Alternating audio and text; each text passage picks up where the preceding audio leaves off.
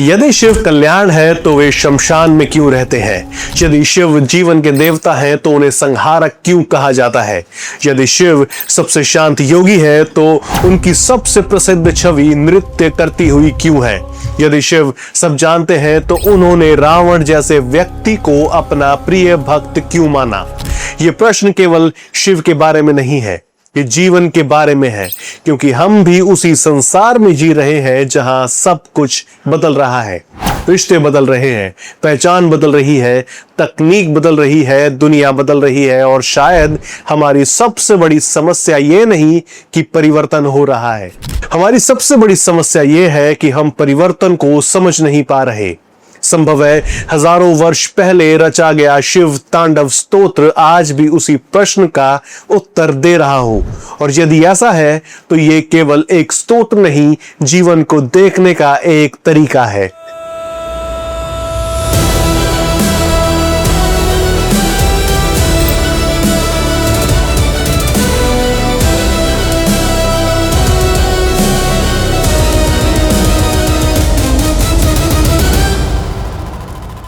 शिव तांडव स्तोत्र का नाम लगभग हर सनातनी ने सुना है, लेकिन बहुत कम लोग ये प्रश्न पूछते हैं, ये स्तोत्र जन्मा कैसे?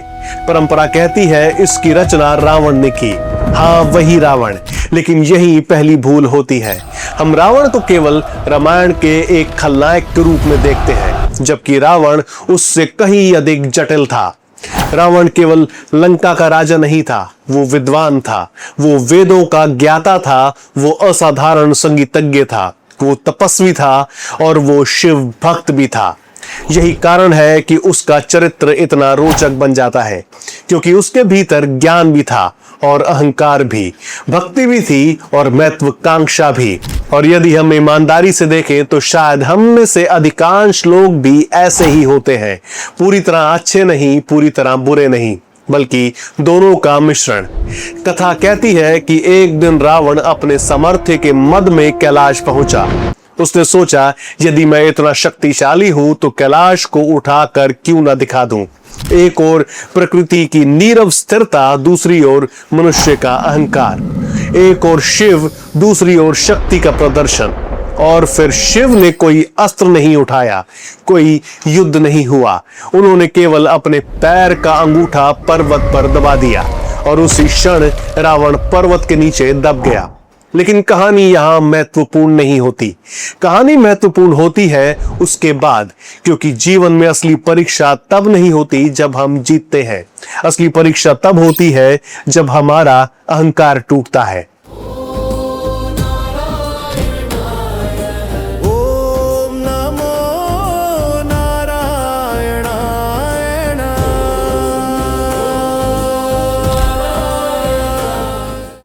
रावण ने उसके बाद क्या किया?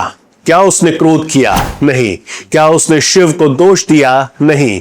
क्या उसने युद्ध किया? नहीं। उसने स्तुति करनी शुरू की, और यहीं से एक नया प्रश्न जन्म लेता है।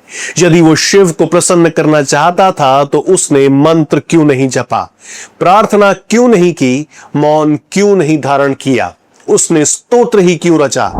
तो सवाल है, मंत्र क्या है? मंत्र है ध्वनि का सूत्र, ऊर्जा का संक्षिप्त रूप, जैसे ओम नमः शिवाय। लेकिन स्तोत्र अलग है। स्तोत्र अनुभव की अभिव्यक्ति है। जब कोई व्यक्ति किसी सत्य से इतना प्रभावित हो जाए कि वो उसे शब्दों में ढालने लगे तो स्तोत्र जन्म लेता है।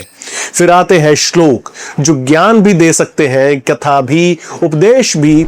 और फिर आते हैं सूक्त, जहां मनुष्य अस्तित्व से प्रश्न पूछता है। फिर कवच, फिर सहस्रनाम, अनेक मार्ग, अनेक साधन। क्यों? क्योंकि सनातन ने कभी यह नहीं कहा कि हर व्यक्ति एक ही मार्ग से सत्य तक पहुंचेगा। और शायद इसी कारण उस क्षण रावण ने मंत्र नहीं चुना, उसने स्तोत्र चुना, क्योंकि वो केवल जप नहीं कर रहा था, वो अनुभव कर रहा था।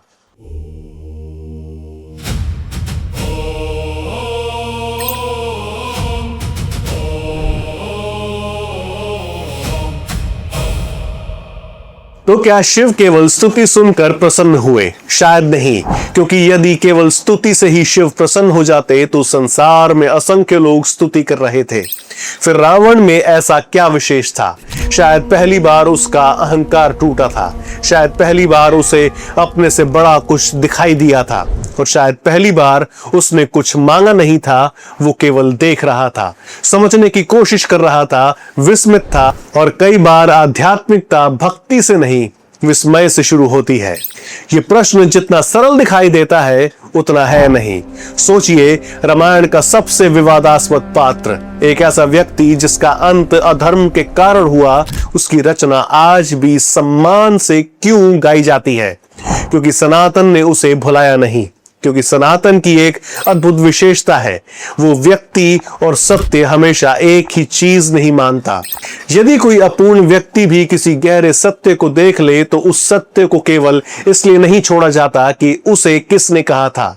यही कारण है कि शिव तांडव बचा रहा, क्योंकि उसका मूल्य रावण से बड़ा था। ये केवल रावण की कविता नहीं थी, ये मनुष्य और अस्तित्व के बीच का संवाद था। और शायद यही परिपक्व सभ्यता की भी पहचान है। वो केवल ये नहीं पूछती ये किसने कहा, वो ये भी पूछती है क्या इसमें कोई सत्य है, और यदि सत्य है तो उसे संरक्षित किया जाता है। और अब जब हम रावण को समझ चुके हैं तो क्या समय है उस रहस्य को समझने का जिसके लिए ये स्तोत्र रचा गया, शिव। लेकिन प्रश्न ये है, शिव का अर्थ क्या है? अब तक हमने रावण को समझने का प्रयास किया, उसका अहंकार, उसकी भक्ति, उसकी प्रतिभा, और वो क्षण जब कैलाश के नीचे दबकर उसके भीतर कुछ बदल गया। लेकिन अब एक और प्रश्न हमारा इंतजार कर रहा है। यदि रावण केवल स्तुति कर रहा था तो फिर उसने शिव के स्वरूप का इतना विस्तार से वर्णन क्यों किया? क्यों बार बार जटा, गंगा, चंद्रमा, सर्प, भस्म, डमरू, अग्नि, इन सब का उल्लेख आता है? क्या वो केवल सौंदर्य का वर्णन कर रहा था या फिर वो किसी गहरे सत्य की ओर संकेत कर रहा था?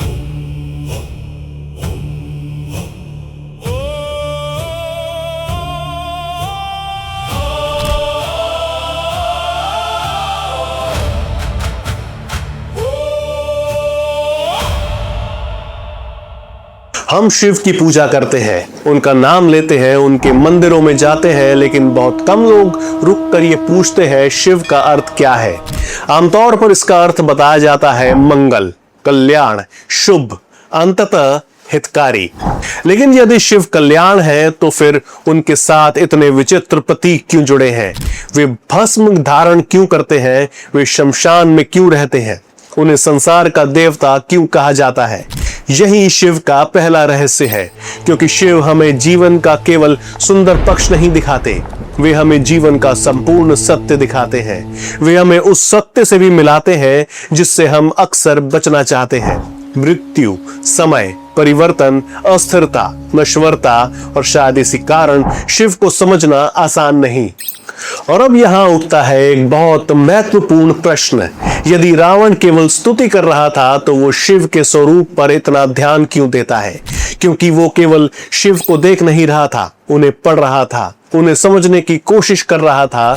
शायद कैलाश के नीचे दबा हुआ रावण पहली बार ये समझ रहा था कि शिव का प्रत्येक प्रतीक एक दर्शन है, एक शिक्षा है, एक रहस्य है, और इसलिए शिव तांडव केवल स्तुति नहीं, प्रतीकों की भाषा में लिखा गया दर्शन भी है।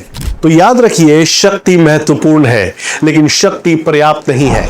नदी भी शक्तिशाली है, अग्नि भी, वायु भी, लेकिन यदि उन्हें दिशा ना मिले तो वे विनाश का कारण बन सकती है। शिव की जटाएं हमें बताती हैं ऊर्जा से अधिक महत्वपूर्ण है ऊर्जा का नियंत्रण। आज हमारे पास पहले से अधिक जानकारी है, पहले से अधिक तकनीक है, पहले से अधिक शक्ति है, लेकिन प्रश्न वही है, क्या हमारे पास दिशा भी है? शायद इसी कारण रावण जटाओं का वर्णन करता है, क्योंकि वो समझ रहा था कि शक्ति महान नहीं बनाती, शक्ति का नियंत्रण महान बनाता है। और यही कथा यह भी कहती है कि गंगा इतनी प्रचंड थी कि पृथ्वी उसका वेग सहन नहीं कर सकती थी। तब शिव ने उसे अपनी जटाओं में धारण किया। अब इसे केवल कथा की तरह मत देखिए, इसे जीवन की तरह देखिए। सफलता भी गंगा है, ज्ञान भी गंगा है, धन भी गंगा है, प्रभाव भी गंगा है। प्रश्न ये नहीं कि आपके पास कितना है, प्रश्न ये है क्या आप उसे संभाल सकते हैं। क्योंकि बहुत लोग शक्ति प्राप्त कर लेते हैं लेकिन उसे धारण नहीं कर पाते। और शायद कैलाश के नीचे दबा हुआ रावण पहली बार यह समझ रहा था। चारों ओर तांडव, चारों ओर परिवर्तन, चारों ओर ऊर्जा और उसी बीच शिव के मस्तक पर एक शांत चंद्रमा। क्यों? क्योंकि शक्ति को संतुलन चाहिए, उग्रता को शीतलता चाहिए, गति को विराम चाहिए। आज की दुनिया में भी यही समस्या है। हम तेज होना चाहते हैं लेकिन शांत नहीं, हम सफल होना चाहते हैं लेकिन संतुलित नहीं। और शायद इसी कारण शिव के मस्तक पर चंद्रमा है। इतिहास में शायद ही कोई ऐसा जीव हो जिससे मनुष्य उतना डरा हो जितना एक सांप से, लेकिन शिव उसे गले में धारण करते हैं। वो भय का अभाव नहीं है, वो भय पर अधिकार है। और यही अंतर है। हम अक्सर सोचते हैं कि साहसी व्यक्ति को डर नहीं लगता। सत्य यह है साहसी व्यक्ति को भी डर लगता है, लेकिन डर उसका स्वामी नहीं बनता। और अब आती है भस्म, शायद शिव का सबसे गहरा प्रतीक। राजा, भिखारी, विद्वान, मूर्ख, सुंदर, साधारण, एक दिन सब भस्म हो जाएगा। सुनने में कठोर लगता है लेकिन शायद यही सबसे मुक्त करने वाला सत्य भी है। एक दिन हमारा नाम भी किसी फोटो के पीछे लिखी हुई स्याही भर रह जाएगा। हम जिन बातों के लिए आज चिंतित हैं, समय उन्हें भी धूल बना देगा। और शायद इसी कारण शिव भस्म धारण करते हैं, ताकि हमें याद रहे अहंकार का अंत निश्चित है। और अब बात आती है डमरू की। डमरू केवल एक वाद्य नहीं है, वो लय का प्रतीक है। धड़कन की लय, श्वास की लय, दिन और रात की लय, ऋतुओं की लय, जन्म और मृत्यु की लय। और शायद इसी कारण रावण डमरू का वर्णन करता है, क्योंकि वो समझ रहा था कि जीवन अराजक दिखाई दे सकता है लेकिन उसके भीतर एक अदृश्य लय भी है। फिर बात आती है तीसरी आंख की। दो आंखें संसार को देखती है लेकिन तीसरी आंख सत्य को देखती है। दो आंखें रूप देखती है, तीसरी आंख वास्तविकता देखती है। जब तीसरा नेत्र खुलता है तो संसार नहीं बदलता, दृष्टि बदल जाती है। और जब दृष्टि बदल जाती है तो संसार भी अलग दिखाई देने लगता है। अधिकांश लोग अग्नि को विनाश से जोड़ते हैं, लेकिन अग्नि केवल नष्ट नहीं करती, वो रूपांतरित भी करती है। कच्चे को पकाती है, अशुद्ध को शुद्ध करती है, पुराने को नया बनाती है। और शायद यही कारण है कि शिव की अग्नि केवल प्रलय की अग्नि नहीं है, वो परिवर्तन की अग्नि भी है।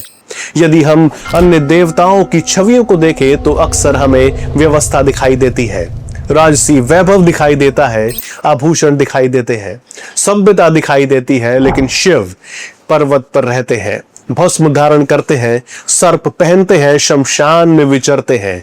क्यों? क्या ये केवल अलग दिखने के लिए है? नहीं, शायद शिव हमें वो सत्य दिखाते हैं जिसे सभ्यता अक्सर छिपा देती है, कि जीवन केवल उत्सव नहीं है, मृत्यु भी है। केवल निर्माण नहीं है, विनाश भी है। केवल सौंदर्य नहीं, अपूर्णता भी है। और जो इन सब को स्वीकार कर लेता है वो जीवन को अधिक संपूर्णता से देख पाता है। शिव योगी भी है, गृहस्थ भी है, संहारक भी है, कल्याणकारी भी है, शमशानवासी भी है, कैलाशपति भी है, मौन भी है और नर्तक भी है। क्या ये विरोधाभास नहीं? हाँ, और शायद यही उद्देश्य भी है, क्योंकि जीवन स्वयं विरोधाभासों से भरा है। हम मजबूत भी होते हैं, कमजोर भी, निश्चित भी होते हैं और भ्रमित भी, प्रेम भी करते हैं, क्रोधित भी होते हैं। और शायद सत्य किसी एक छोर पर नहीं मिलता, बल्कि इन विरोधाभासों को समाहित करने से मिलता है। यही कारण है कि शिव इतने लोगों को अपने जैसे लगते हैं, क्योंकि वे पूर्णता का अभिनय नहीं करते, वे संपूर्णता का प्रतीक है। लेकिन शिव शायद केवल एक देवता नहीं बल्कि संपूर्ण अस्तित्व के प्रतीक है। तो उनकी सबसे प्रसिद्ध छवि नटराज आखिर क्या कहती है? क्या वो केवल नृत्य है या फिर पूरा ब्रह्मांड वास्तव में किसी तांडव में भाग ले रहा है? और यदि ऐसा है तो उस नृत्य में हमारी जगह कहां है? यहीं से हम पहुंचते हैं शिव तांडव के सबसे गहरे रहस्य तक, नटराज, तांडव और ब्रह्मांड की लय।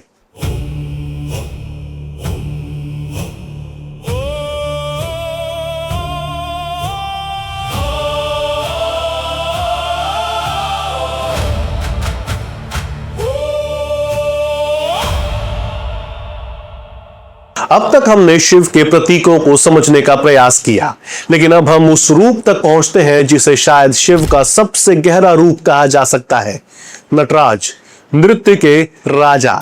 लेकिन प्रश्न यह है, यदि शिव ध्यान के देवता है तो फिर उन्हें नृत्य करते हुए क्यों दिखाया गया? और यदि ये केवल नृत्य है तो हजारों वर्षों से लोग इसके भीतर इतना गहरा अर्थ क्यों खोजते रहे? अब जरा कल्पना कीजिए, एक विशाल अग्निवृत्त, उसके भीतर नृत्य करते हुए शिव, एक हाथ में डमरू, दूसरे में अग्नि, एक हाथ अभय मुद्रा में, एक पैर उठा हुआ, दूसरा एक छोटे से प्राणी पर रखा हुआ, और सबसे आश्चर्यजनक बात, चारों ओर इतनी गति होने के बावजूद चेहरा पूर्णतः शांत। ये केवल एक मूर्ति नहीं, ये एक दर्शन है, एक संपूर्ण ब्रह्मांड दृष्टि है। अब जरा एक पल के लिए अपने आसपास देखिए। पृथ्वी घूम रही है, चंद्रमा घूम रहा है, ग्रह घूम रहे हैं, ऋतुएं बदल रही हैं, समुद्र की लहरें उठ रही हैं, शरीर की कोशिकाएं बदल रही हैं, विचार बदल रहे हैं, भावनाएं भी बदल रही हैं, जीवन तो बदल ही रहा है, कुछ भी स्थिर नहीं। और शायद यही कारण है कि नटराज की व्याख्या केवल नृत्य के रूप में नहीं की गई, बल्कि अस्तित्व की गति के रूप में की गई। हम सोचते हैं कि नृत्य केवल मनुष्य करता है, लेकिन यदि ध्यान से देखें तो पूरा अस्तित्व किसी न किसी लय में चल रहा है। दिल धड़क रहा है, सांस चल रही है, दिन रात में बदल रहा है, रात सुबह में, बचपन युवावस्था में, युवावस्था वृद्धावस्था में, हर चीज गति में है, हर चीज परिवर्तन में है, और शायद तांडव भी उसी सार्वभौमिक लय का नाम है। और यहीं पर आता है एक बहुत अत्यंत महत्वपूर्ण सिद्धांत, पंचकृत्य। शिव के 5 कार्य, पहला सृष्टि, दूसरा स्थिति, तीसरा संहार, चौथा तिरोभाव और 5वां अनुग्रह। अब जरा ध्यान दीजिए, क्या यही चक्र हमारे जीवन में भी नहीं चलता?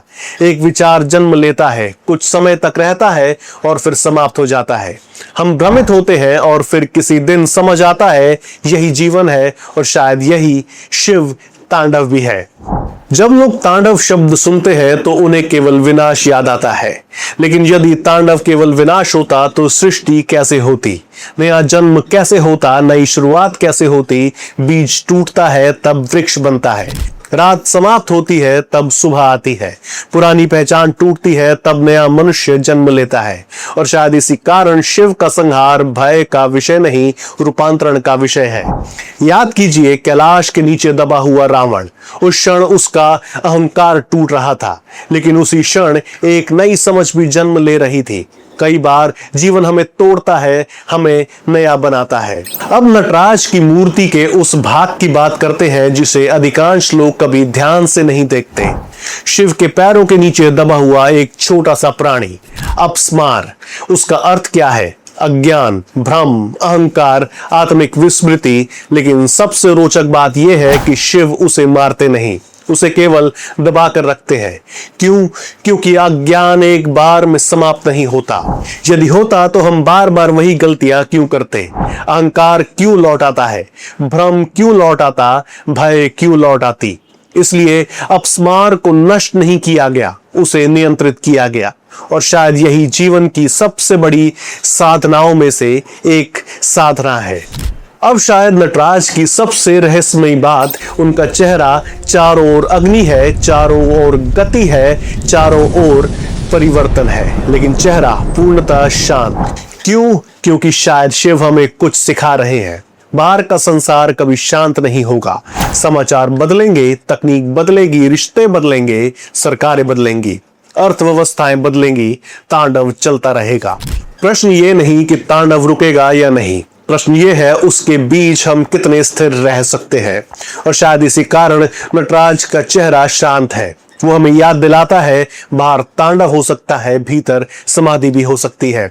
लेकिन जीवन केवल तांडव नहीं है, पार्वती का लास्य भी है, तांडव ऊर्जा भी है। लास्य से कोमलता है, तांडव शक्ति है। लास्य से करुणा है, तांडव परिवर्तन है। लास्य से संतुलन है, और जीवन इन दोनों के बीच का संतुलन है। अब उठता है एक और प्रश्न, शिव तांडव सुनते ही अलग क्यों लगता है? क्यों एक ऐसा व्यक्ति भी उससे प्रभावित हो जाता है जो संस्कृत नहीं जानता? जब हम सुनते हैं जटाटवी गलज्ज तो ऐसा लगता है जैसे शब्द नहीं चल रहे, नृत्य हो रहे हैं। और शायद यही कारण है कि शिव तांडव को केवल पढ़ा नहीं जाता, अनुभव किया जाता है। और अब एक ऐसा और सूक्ष्म प्रश्न, ये नृत्य हो कहाँ रहा है? ब्रह्मांड में या हमारे भीतर? वो एक सुंदर परंपरा कहती है कि शिव का वास्तविक मंच केवल बाहरी ब्रह्मांड नहीं, मनुष्य की चेतना भी है। यदि ये विचार सही है तो शिव का नृत्य आकाश गंगाओं में ही नहीं, आपके मन में भी हो रहा है। एक विचार जन्म लेता है, दूसरा समाप्त हो जाता है, एक इच्छा उठती है, दूसरी शांत हो जाती है। हमारे भीतर भी सृष्टि है, स्थिति है, संहार है, और शायद यही कारण है कि तांडव को समझना स्वयं को समझना भी है।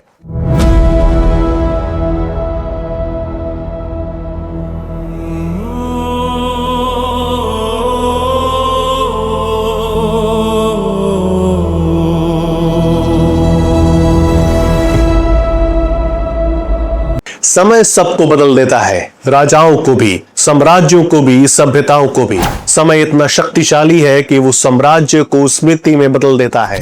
लेकिन शिव को महाकाल क्यों कहा गया? क्योंकि वे केवल समय के भीतर नहीं है, वे समय के भी साक्षी है। सोचिए, बचपन में जो मैं था वही आज भी अनुभव कर रहा है। शरीर बदल रहा है, विचार बदल गए, परिस्थितियां बदल गई, लेकिन देखने वाला ये तो वही है। और शायद शिव उसी साक्षी की ओर संकेत करते हैं। अब एक प्रश्न आपसे, क्या हमें सचमुच विनाश से डर लगता है या परिवर्तन से? आज एआई दुनिया बदल रहा है, नौकरियां बदल रही हैं, रिश्ते बदल रहे हैं, पहचान बदल रही है, दुनिया पहले से कहीं अधिक तेजी से बदल रही है। और शायद इसी कारण आज का मनुष्य पहले से अधिक बेचैन भी है, क्योंकि उसे अज्ञात से डर लगता है, उसे भविष्य से डर लगता है जो अभी बना ही नहीं। और शायद यही शिव तांडव आज भी प्रासंगिक हो जाता है। लोग केवल शिव की पूजा नहीं करते, उन्हें महसूस भी करते हैं। क्यों? क्योंकि शिव पूर्णता की मांग नहीं करते, वे अपूर्णता को भी स्थान देते हैं। वे केवल राजाओं के देवता नहीं, साधारण मनुष्य के भी हैं। वे केवल शक्ति की बात नहीं करते, स्वीकार की भी बात करते हैं। और शायद इसी कारण लोग शिव के सामने अभिनय नहीं करते, वे अपने वास्तविक रूप में खड़े हो जाते हैं। तो चलिए अब उस प्रश्न की ओर चलते हैं जो शुरुआत से हमारे साथ चल रहा है। क्या शिव तांडव केवल भक्ति है या दर्शन? शायद उत्तर दोनों में है। यदि आप इसे भक्त की तरह पढ़ेंगे तो ये स्तुति है, यदि आप इसे दार्शनिक की तरह पढ़ेंगे तो ये जीवन का मानचित्र है, यदि आप इसे साधक की तरह पढ़ेंगे तो ये एक मार्ग है, और शायद यही इसकी सबसे बड़ी शक्ति है।